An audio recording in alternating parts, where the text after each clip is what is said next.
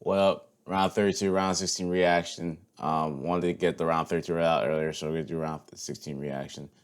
I'm still sick, so my voice probably still sucks.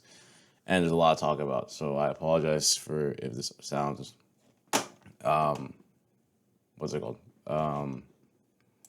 It just sounds bad. Yeah, my throat's been killing me for the last 2 3 days. So, but yeah.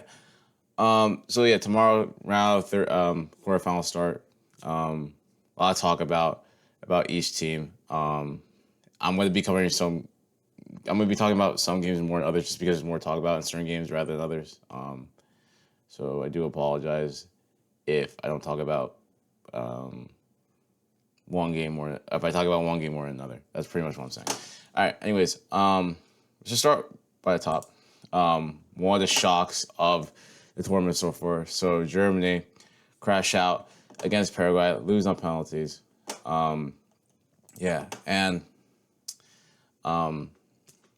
yeah, I mean, with just Germany. I mean, for me, I guess going into this tournament, Germany were really contenders. There's a team with a lot of history in the World Cup, but this cycle of German players really just didn't seem like they were going to achieve, or this wasn't really a squad capable of winning the World Cup. However, you would not expect them to crash out in round 32 against Paraguay. Nagelsmann made the change, started Undav off top, put Havertz behind, something that many people crying out for. Unfortunately, didn't work. I think there's been questionable decisions for the manager. Coming off in Metro, he's been Germany's best midfielder throughout this tournament at halftime. Very questionable. And even someone for the likes of Leon Goretzka, who, again, is just, if we're being honest, pure, just straight cardio, if we're being honest with what Goretzka is. That's what he is in 2026. Speaking of 2026, Sane starting for Germany in 2026. Again, this is a guy playing for Galatasaray. If you were to say someone from the German national, all due respect to Galatasaray, but you're gonna say the German national team should be starting a player who's playing in Galatasaray at the age of 29. I don't think so. Florian Wirtz, sure, he delivered a brilliant ball into Havertz, which is a great header, but still with Wirtz, I think this tournament's ultimately been very underwhelming. Looks to be a shell of himself from the player we saw at Leverkusen. And with Florian Wirtz, for someone who went for that amount of money last summer, I think you're really expecting a player like him to really start just taking over games. Like, that's the type of player, type of talented player that I believe he is. What we've seen at Leverkusen, ultimately, it just hasn't shown for the past year. And obviously, when I start doing my Premier League predictions and stuff like that, we'll get into Wirtz a little bit more going into next season, but. The last 12 months of Wirtz have been extremely disappointing. Musiala, again, since the injury, just hasn't really been the same. And I guess another talking point is the goal of Germany got disallowed in extra time, which I do believe is a foul on the goalkeeper. Again, based on how FIFA's been reffing, based on how I think the referee changes should be made. Given off what we've witnessed in the Premier League over the last season, I believe that should be given a foul every day of the week. Not so credit to Paraguay in this game. We'll get into their game against France a bit later, but yeah. Actually, I don't know the best way to do this.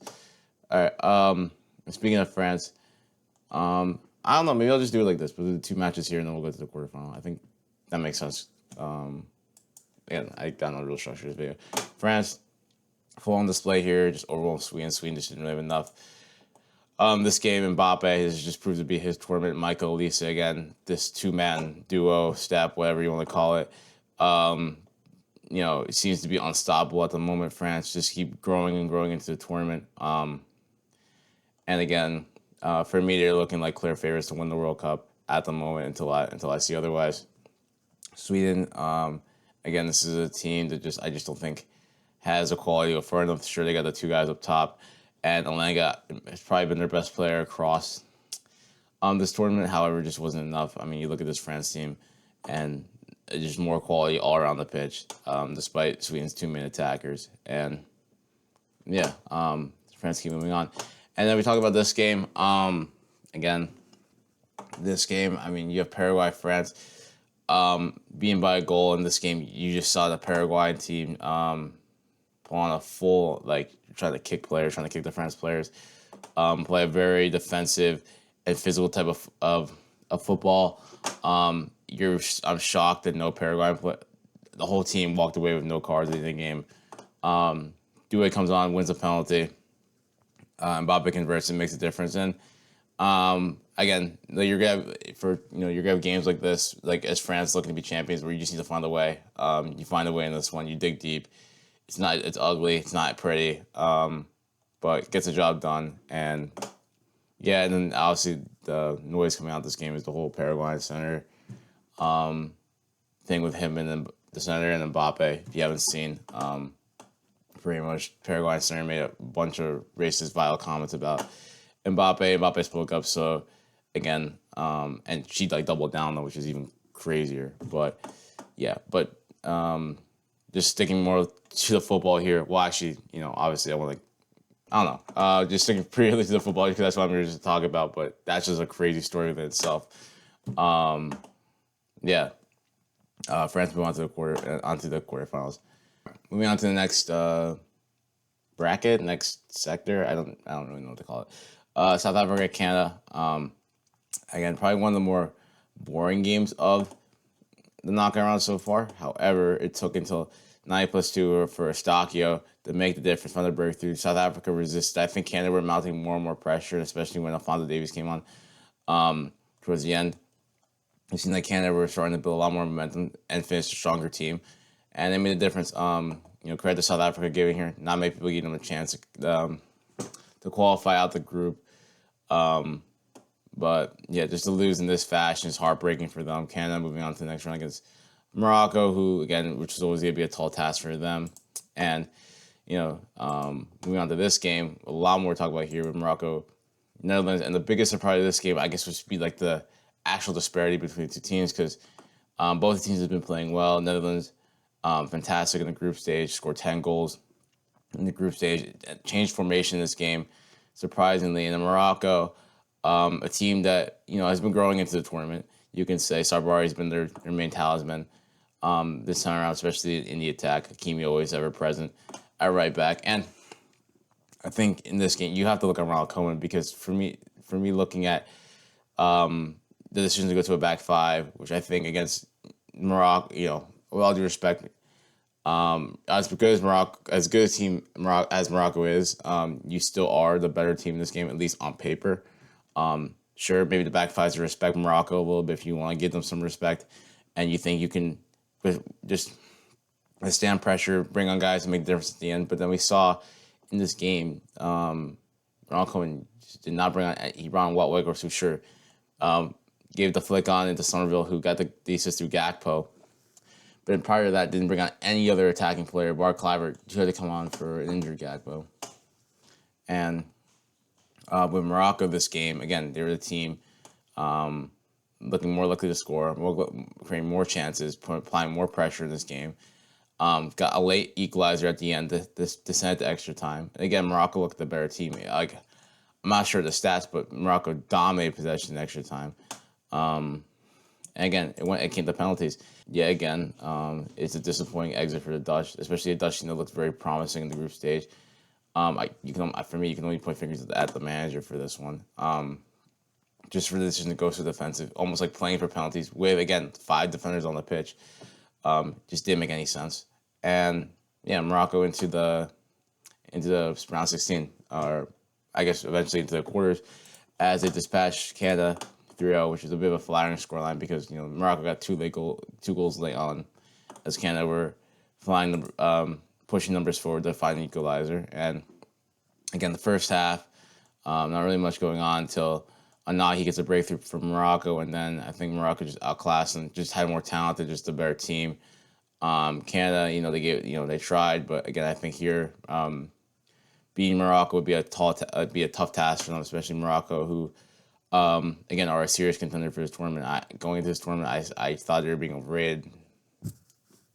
I put my hands up in the air with this Morocco team, but credit to them, setting up a match against France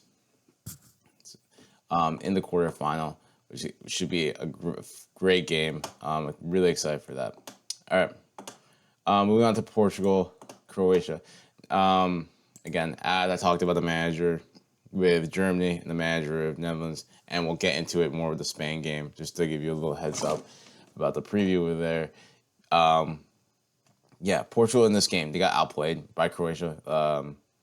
Again, Kovacic, Modric absolutely ran the show, and eventually it was Perisic to find the breakthrough for Croatia in the second half. Up until 10 minutes later, or 15 minutes later, rather, Portugal get a penalty. Vega goes down in the corner. Ronaldo converts, get his first ever knockout goal in the World Cup at 41 years of age. And then you surprise decision, Roberto Martinez, who I will give credit for him here, makes 4 subs on, including taking off Cristiano Ronaldo himself in the 81st minute not to bring on Gonçalo Ramos, who made the difference, right? But you think Ronaldo coming off 1-1, 1-1 World Cup on the line, right? Ronaldo's not gonna want to come off for that. And again, it showed. Gonçalo Ramos scored the winner, 94th minute, and the controversy in this game, which I don't even think is a controversy, is a late equalizer. Croatia apparently scored, ruled offside. I don't really see how it's ruled offside because, again, the guy touches the ball. The technology's there to prove that. Yeah, and that's the end all be all. It's heartbreaking because, the emotions, the jubilation that you see from Croatia, but again, it's the right decision. I don't really see how it's, I don't know how to really see how it could be the wrong decision. So anyways, Croatia set up a match against Spain, dispatched Austria. Spain looking like their absolute best in this game. Austria just lacking quality, especially in the final third. Real was about 2 goals, Cucurella 2 assists. Porro gets one off a header, off a cross. I think that was Baena who got that assist. But regardless, Spain looking to their absolute best. I think the biggest, storyline so far with Spain is, what level can they achieve? This seems to be growing to the tournament. And Yamal, again, with all the stars performing in this tournament, really to see a vintage performance from him. Really see, because we know that Yamal is capable of elite performances. Really being, he has for me, in my opinion, on talent, is the best player in the world. But yeah, we just haven't seen it so far this tournament. The story for Spain, which should be maybe a bit of a surprise this tournament, is they haven't conceded a single goal, and that I think continued into this game, as I thought Spain defensively were great, dominated this game. And Portugal here, I just think had no answers. Spain, San Marino, who is unironically probably their best finisher. They break Portuguese hearts and send them down. Now, with Portugal in this campaign, in the aftermath, many people, I think many casual people are going to point to Ronaldo because he's been the discussion throughout this campaign for Portugal. Him being 41, him being his inclusion in the team. Is he hurting the team? Should the team be playing to him? X, Y, and Z. And ultimately, yes, Ronaldo, this game, specifically against Spain, he wasn't great. Like, for me against Croatia, he had a good game. But this one, I do believe he hindered them in this game. But I wouldn't point to him. I wouldn't point my finger to him saying he was the reason why Portugal lost this game. Ultimately, I think it's the manager. And with Roberto Martinez, I just think game after game, and I talked about this in the previous videos, that he just spews out a lineup and there's no plan, there's no identity with this team. You have no idea what they're doing. Spain, you know what they're going to do. They're going to keep possession, right? They're going to work the ball out wide. They're going to create chances. They're going to dominate possession. They're going to, what I'm saying? That's their identity. They know what they want to do. With Portugal, I don't know what they want to do. Like, are they trying to play counterattack? Are they trying to keep the ball? And any type of attacking prowess they had died when Nuno Mendes came off, who was having a great game against Yamal. I think he was the best player on the field for Portugal. Unfortunately, suffered an injury. And once that happened, like, all Portugal's momentum and any type of attacking prowess died. I think, if anything, Leao was the only one, I think, today for Portugal who looked like he had some type of attacking spark prior to Nuno Mendes coming off. And I'm surprised Leao didn't start this game, given the fact that he had a great, his inclusion against Croatia was, he had a good performance against Croatia. So I don't understand why João Felix is here because, again, João Felix is 26 now, 20, and we still don't know his best position. And we don't, and for me, with João Felix, it's always a what if of like what he can be. I know Leao, similar story, but Leao is more of a natural winger. Pedro Neto offers you nothing but running in a straight line. Again, his decision making is terrible. I don't know what he offers. If this is your only outlet in terms of pace, like I said, it's not good enough. And you look at this midfield, it was hyped as the best midfield in the tournament. And for me, I mean, João Neves, his level, in my opinion, he's never, like, sure, I'm going to say everyone in this Portuguese team deserves some criticism, but I'm looking at these two because these two have received the most praise or the most plaudits within the last, 12 months, 2 years, whatever you want to call it. João Neves, for me, he's just a solid player. He's just not going to drop below like a 7, 6. He's a good well-rounder. But with Vitinha and Bruno, it's just like Vitinha is in many people's eyes, considered the best midfielder in the world. Bruno Fernandes coming off Premier League Player of the Season. And for Bruno, I believe, it's like 2 big chances in 5 games. Vitinha, 11 progressive passes in 5 games. It's just not good enough. And like I said, yeah, I do think the manager didn't platform either of them correctly, just because, like I said, their play styles don't. With Vitinha, he wants to slow everything down. Bruno's looking to always play forward, but individually, like I said, just hasn't really been good enough to be able to like be system breakers. So I think the best players thrive and are able to break systems down. They're able to elevate themselves within, elite competitions, within the biggest games of their careers. And Bruno and Vitinha and the rest of the Portuguese team collectively let themselves down. But ultimately, I think it's on the manager because, again, I think he set this team up to fail. And, again, the individuals in this team weren't able to elevate the levels to overcompensate for the incompetencies of the manager. For Spain, again, this is a team it looks to just keep getting better and growing into the tournament. Still, questions asked about Yamal in terms of, we're waiting to see a vintage performance from him. We're waiting to see a legacy performance from him at the World Cup. So, but yeah, their story keeps going. We'll talk about USA Bosnia. Obviously, the story with this game, I already did a whole video on the U.S., so be talking about the U.S. I'm going to keep it relatively concise just because if you want to know more about my thoughts about the U.S., you should check out the other video. But story in this game, battling his red card, grabs a goal in the first half, at the edge of the first half, gets sent off, unrightly so, and then Tillman gets towards a free kick with Bosnia, just unable to muster anything, unable to capitalize off the man-up advantage. For me, with Bosnia, it's just when you're relying on Dzeko and you just lack the quality around the pitch. Tough task. You were playing U.S. at home. U.S. routine win sends them into the round of 16 up against Belgium, who, again, Belgium, who were my dark horse team. I have to admit, after the group stage, I would have jumped ship from the dark horse team run, but you know what? Fair play to them. They find themselves into a quarterfinal. But speaking of this game, Senegal were the better team up until minute 86. DR opens the scoring. Sarr makes it 2 with a brilliant goal. If they didn't lose this game, I think it would be a contender for goal of the tournament. I think it's just going to be forgotten about. And then you see like Senegal switch off Lukaku, who's proven to be an extremely effective asset off the bench, grabs one. And then now Haller from the goalkeeper, who just, just needs to be stronger in terms of claiming just being a stronger presence in the box. He needs to get the ball. Tielemans wins the header, gets a goal. Senegal goes to extra time. And then right at the death, Belgium get a penalty, which I think is a bit harsh just because I just don't think it's a penalty. I don't think there's enough contact on it. I think it's extremely harsh. It's Senegal, but anyways, converts the penalty, and ultimately at the end of the day, you can cry about the referee decision whether or not this was a pen or not, but you're up 2 goals with 4 minutes to go in regulation. Senegal should have saw this out, especially a team that came in here with a lot of expectation off the back of being, AFCON champions. Whether you think they're the AFCON champions or not, different story. But a team with a lot of prowess in Africa, and just a really heartbreaking and disappointing way to go out. And the U.S. sub game against Belgium, which, again, like I said, I talked about. But,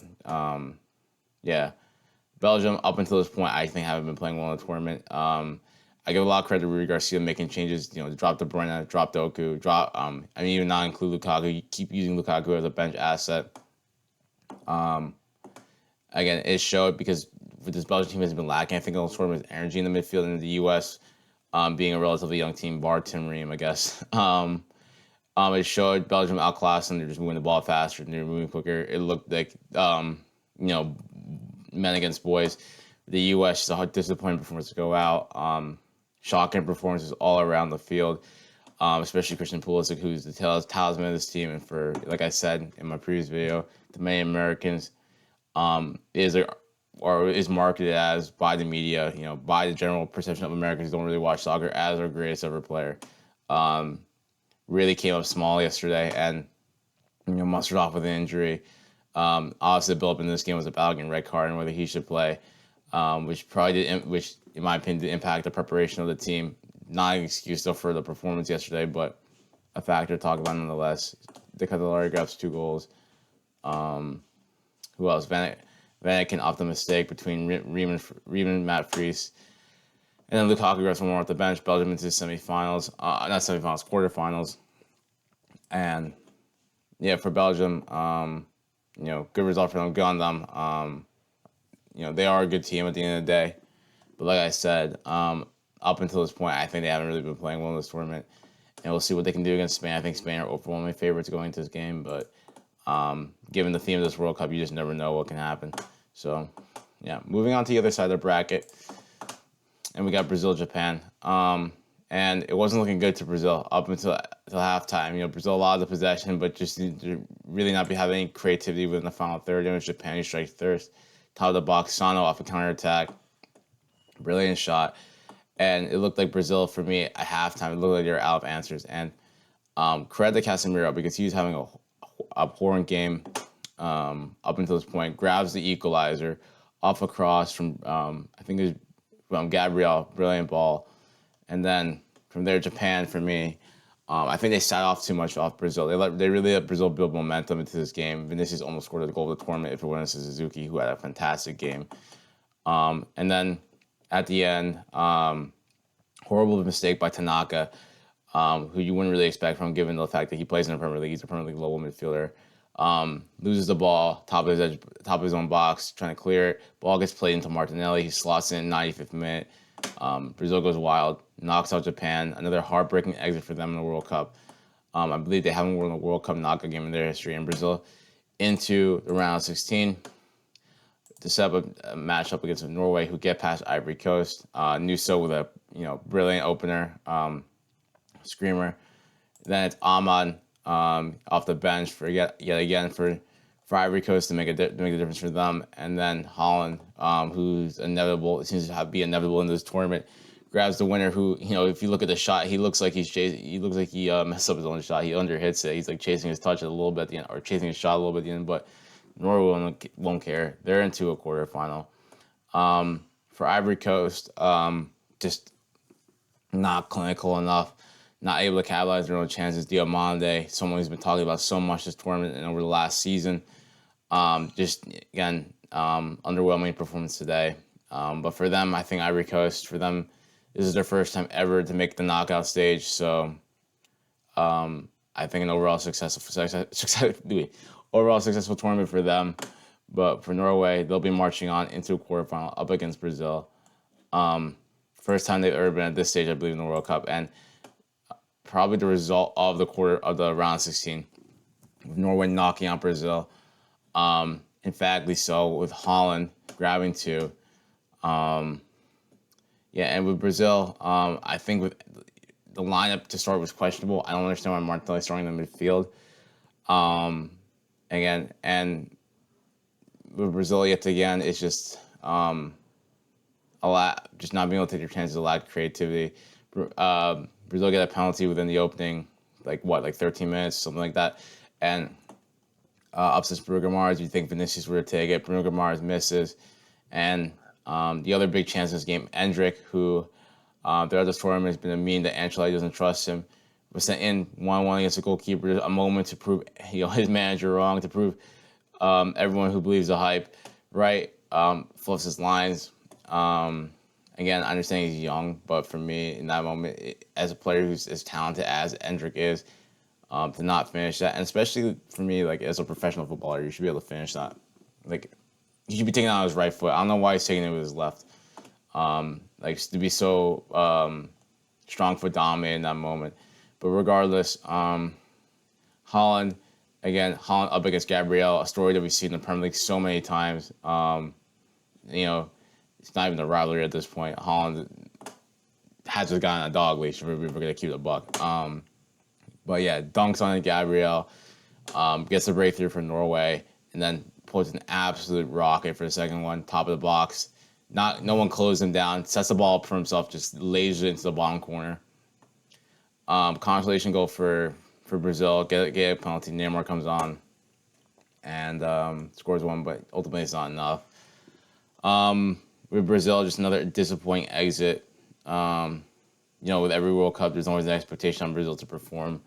But I think objectively, you look at this team, this Brazilian team, there's definitely issues with it. I think it was very apparent throughout the group stage. And there's even an argument you could say Neymar's inclusion maybe to show the balance of this team. But ultimately, I think Ancelotti got the starting 11 wrong. Just underwhelming performances. Vinicius, who was having a good group stage, ultimately in the knockout round just hasn't delivered. And Holland and Norway are into a quarterfinal, so a historic World Cup run for them, and they'll be trying to push on to see how far they can ultimately go. And so we have Mexico, Ecuador, and this one I think you saw, like, in terms of, we'll get into like the setup with England. This I really felt like you saw the power of the Azteca, because Ecuador, this is a team, throughout South American qualifying, very resilient. Have gone across South American qualifying is not a walk in the park. A team that's very defensively resilient. Sure, this team has had problems this World Cup, but defensively they've been solid. It's just going forward, there's been question marks, and they looked rattled. And Mexico absolutely from the first minute to the last, absolutely just blitzed them. Like Randa showed, like the amount of energy, just the Azteca itself, like Quinones, what a game he was having. Absolutely emphatic finish to get the opener for Mexico. And then Jimenez, same thing.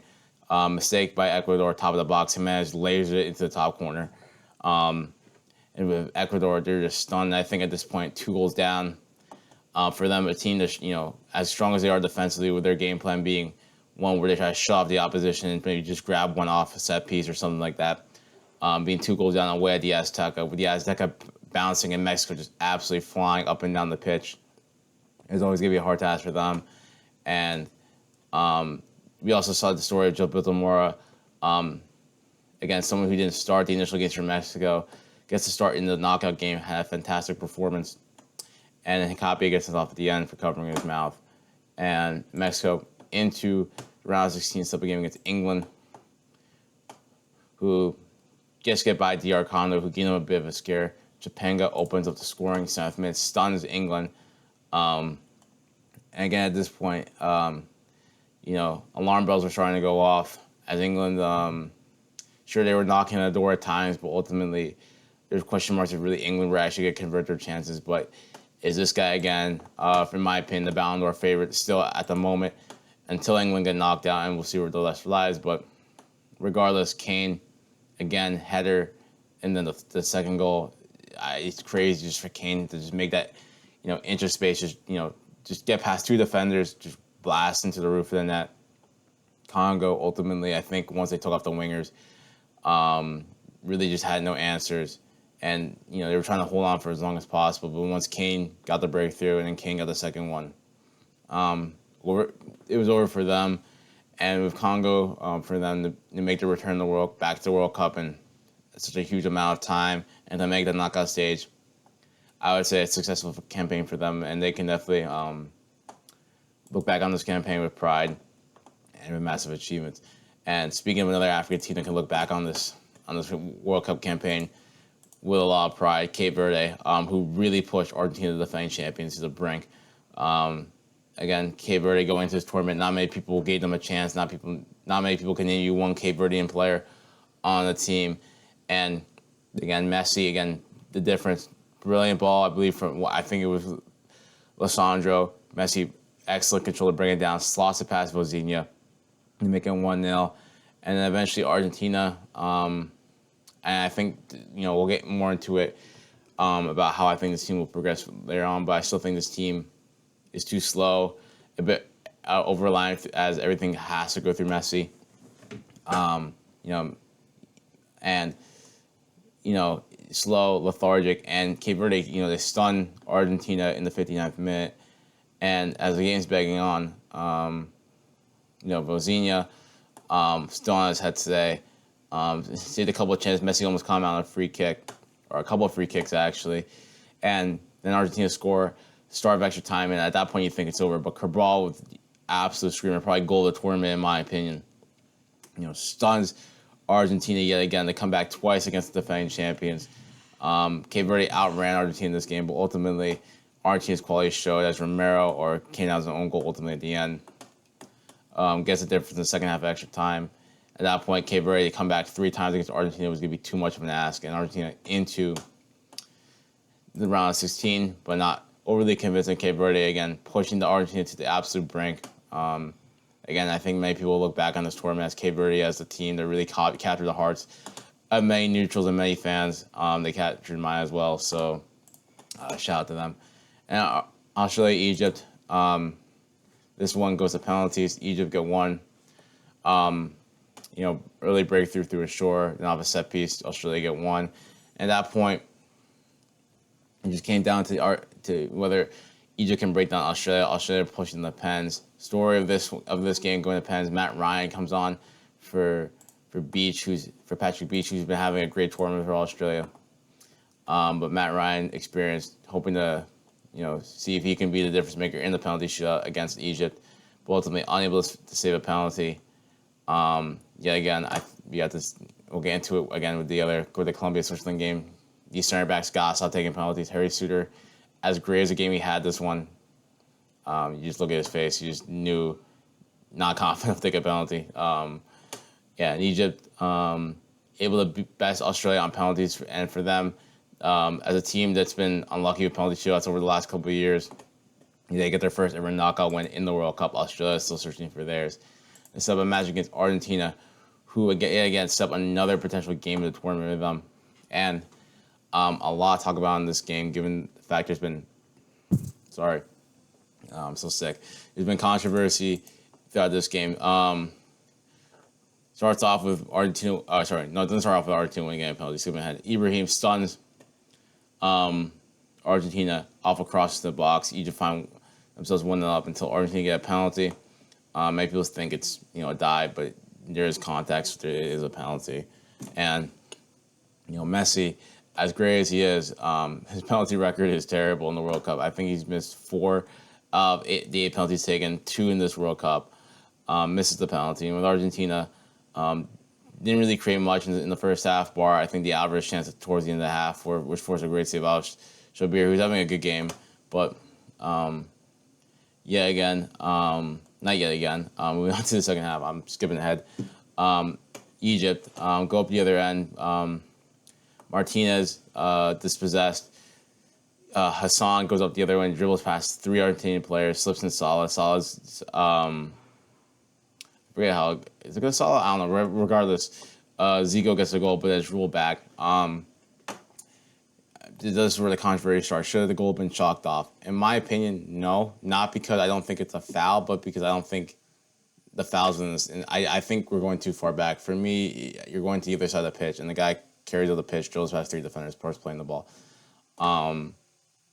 So I think you shouldn't be going that far back to call that decision.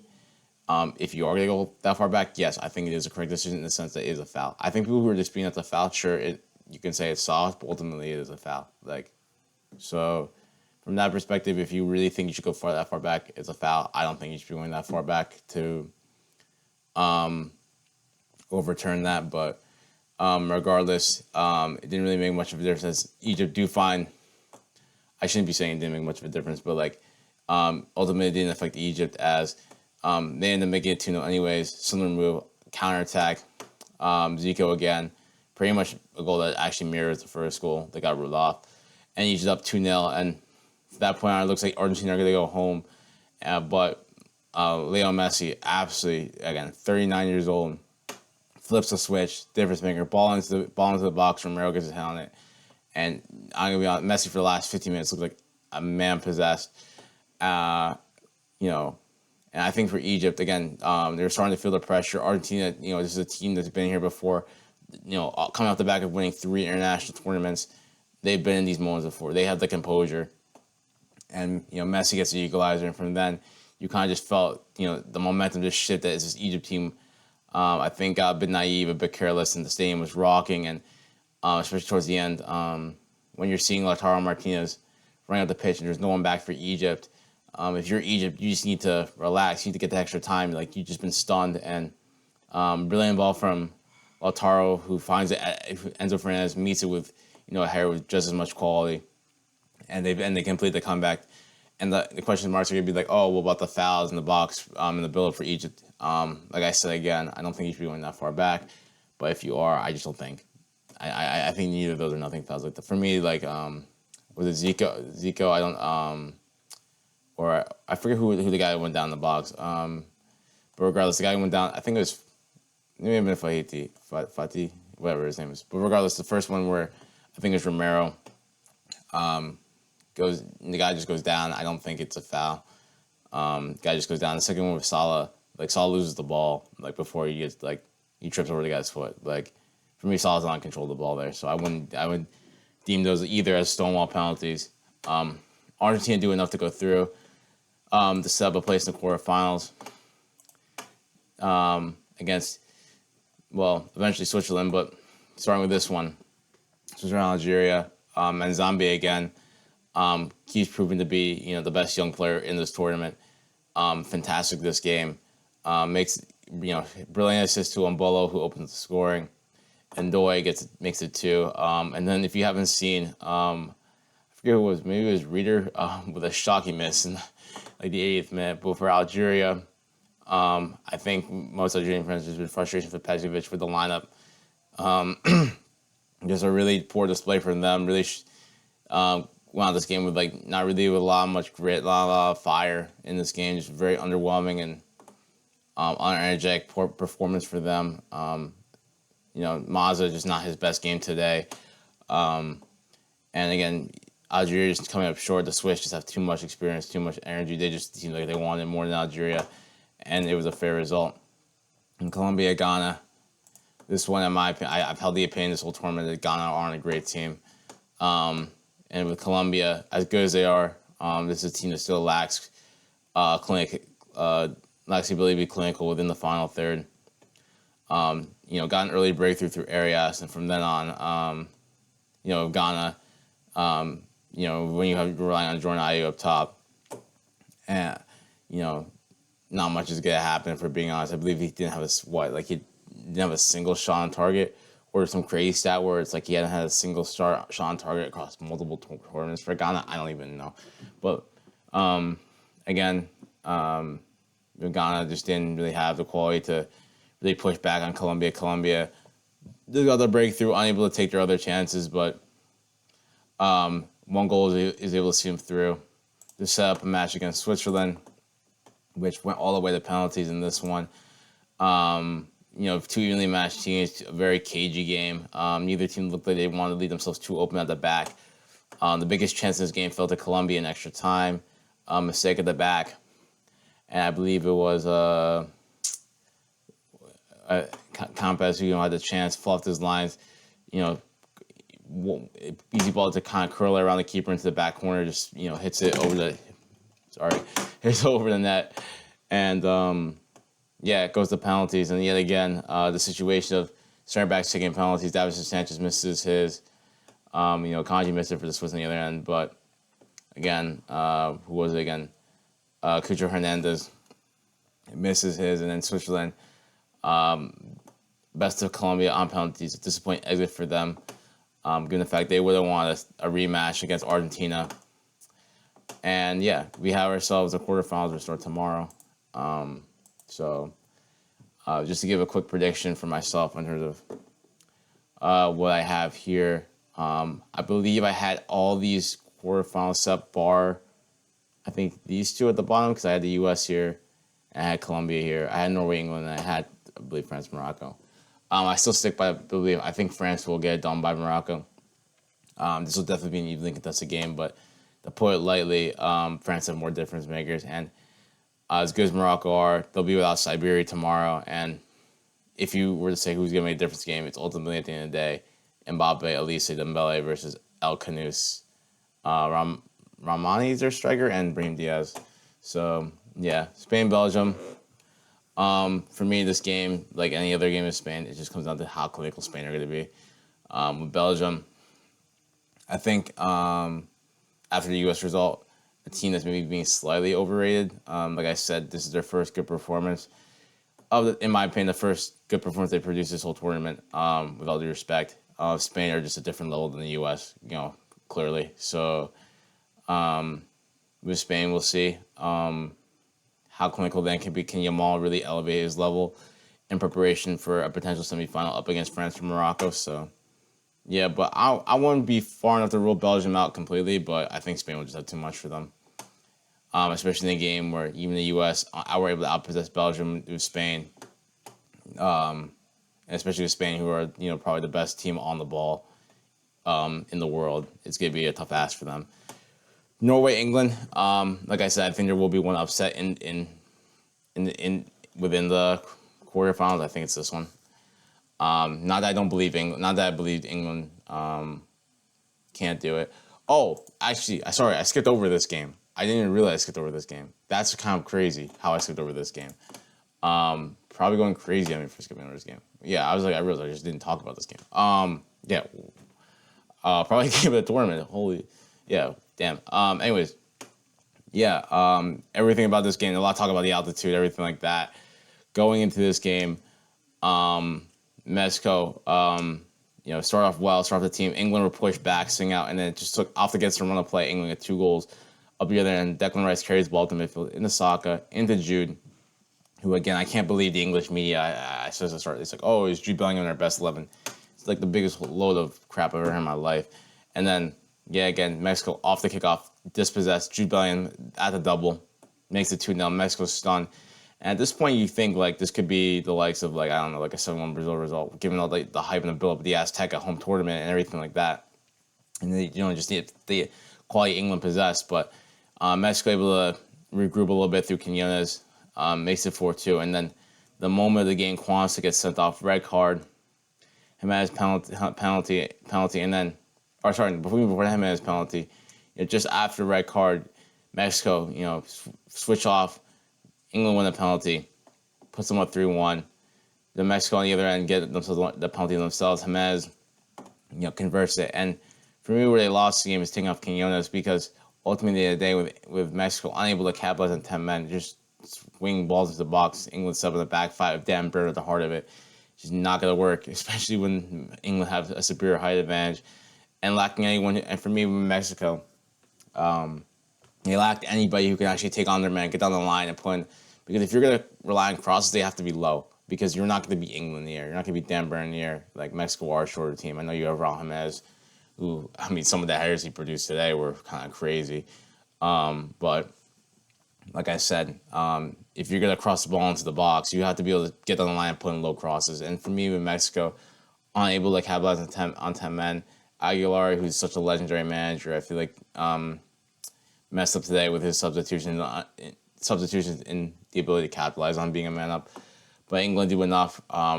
If you're an England fan, that's probably one of the best England performances you've ever seen. I'd be extremely proud of this team if I was English. And then for me, that's the type of performance that can help you spur on to win a tournament. It really can spew on belief for this tournament. But yeah, going back to my quarterfinal prediction, I say that, but I'm predicting Norway. I don't know. I just have a feeling that I think Norway are going to do it. I think Holland, like I said, I don't think England have been great defensively this tournament. And I think with England, I feel like there's kind of like an attitude that this was the hard game in Norway. And with the expectation of me and Brazil here, it's like, oh, well, we're going to face Norway. Like, if we just deal with Holland, then we should get past Norway. But Holland is Holland. And sure, England have, talisman likes of Jude Bellingham, who's having a fantastic tournament. Harry Kane, who's having a fantastic tournament. I don't know. I just have a feeling that Norway with them playing kind of with house money a bit, as this is the farthest they've been in the World Cup. Whatever happens on for Norway, they'll be needing the success. England, to go out to Norway in the quarterfinals would be seen as an upset. I just think, yeah, I don't know. I just have a feeling that Norway are going to get the job done. More of a gut feeling. So that's all I can tell you. In Argentina, Switzerland, I think if Argentina, the weakness has been the team's been too slow. There's not enough width in the team. It used to get through Di Maria in previous tournaments, and everything still goes through Messi. And as great as Messi, as great as a player Messi is, he's 39 still, and as much as he did flip a switch on the Argentina-Egypt game, if Argentina play against better opposition, is that gonna be able to be possible? Can them being slow, a very slow team at times, in my opinion, they're over reliance on Messi. Will that catch up to them at any point? Because it seems like I feel like they're running out of steam, and sure, Switzerland will be a little up from the teams they've played. However, which I think, like I said, I think the way you beat Argentina, and I think you see it with the Cape Verde game, is just raising the intensity, outrunning the team. I don't know if Switzerland can do that, and Switzerland missing potentially. I don't know if Manzambi's gonna be back for his game because he's not projected to. I think he's still predicted to be injured. I think when it comes to the Switzerland attack, Manzambi really is a difference maker. He really is a spark for the Swiss attack because I think whenever you see Switzerland attack without him, you saw it in the Bosnia game, you saw it in the Canada game, and you saw it in the Algeria game. He really is the spark to the Switzerland attack. So I'm not really sure if Switzerland can pose a strong enough threat to Argentina, but they definitely are a team that's good enough to stay in the game. And Argentina haven't been able to blow out teams until proven otherwise. So yeah, I think Argentina will just get by Switzerland. Against Switzerland, are a team I think people keep doubting. I think a lot of people said oh yeah, Colombia are into a quarterfinals, but look what happened here. And even against Algeria, I think. There's a potential. Some people said oh, well, Algeria. If they're, in my opinion, I thought if Algeria played to their potential, they were good enough to beat Switzerland. So, yeah, don't count the Swiss. But I think Argentina will just have enough quality to get by them, and I think Switzerland, in terms of the matchup for Argentina and Switzerland, I think it will favor Argentina a little bit more. This video is running long. It's running about 50 minutes, just because there's so much to recap and. My voice is killing me right now just because I've been talking for 50 minutes straight. But yeah, I'm going to end it here and see you after quarterfinals. Later.